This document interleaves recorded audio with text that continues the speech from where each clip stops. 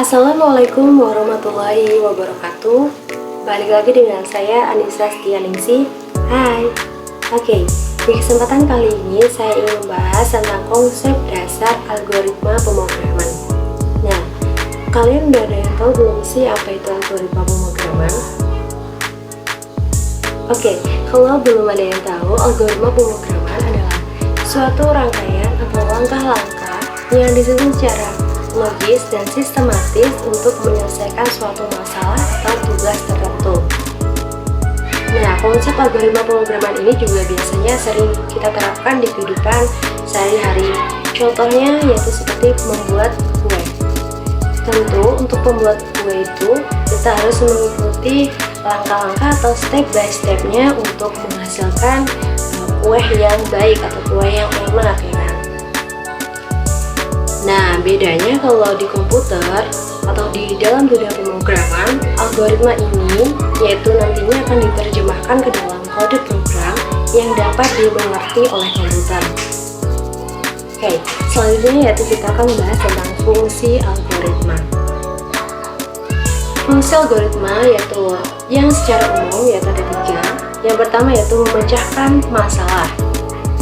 Karena algoritma sendiri dirancang untuk memberikan solusi atas masalah yang kompleks dengan cara yang sistematis. Yang kedua yaitu meningkatkan efisiensi.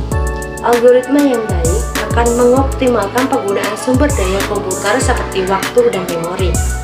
Dan yang ketiga yaitu memudahkan pemahaman. Algoritma yang jelas dan terstruktur akan lebih mudah dipahami oleh programmer lain. Selanjutnya itu ada jenis-jenis algoritma. Ada banyak sekali jenis algoritma. Yang pertama yaitu algoritma pencarian. Ya, biasanya digunakan untuk mencari suatu elemen dalam kumpulan data. Contohnya yaitu algoritma linear search atau binary search. Yang kedua yaitu algoritma pengurutan, yaitu digunakan untuk mengurutkan data dalam urutan tertentu, itu seperti ascending atau descending. Contohnya seperti bubble sort, insertion sort, atau grid sort. Yang ketiga yaitu algoritma rekursif. Cara kerjanya yaitu dengan memanggil dirinya sendiri untuk memecahkan masalah yang lebih kecil. Contohnya faktorial dan Fibonacci. Yang keempat yaitu algoritma divide dan conquer, yaitu dengan membagi masalah menjadi subbab masalah yang lebih kecil dan menyelesaikan sebuah masalah secara rekursif, kemudian menggabungkan solusinya. Contohnya yaitu mengesort dan grid sort.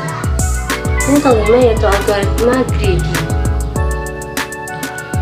membuat pilihan terbaik pada setiap langkah dengan harapan mencapai solusi optimal secara keseluruhan. Contoh algoritma Dijkstra untuk mencari jalur terpendek. Yang keenam yaitu algoritma dinamik, yaitu dengan menyimpan hasil submasalah yang sudah dihitung untuk menghindari penghitungan ulang.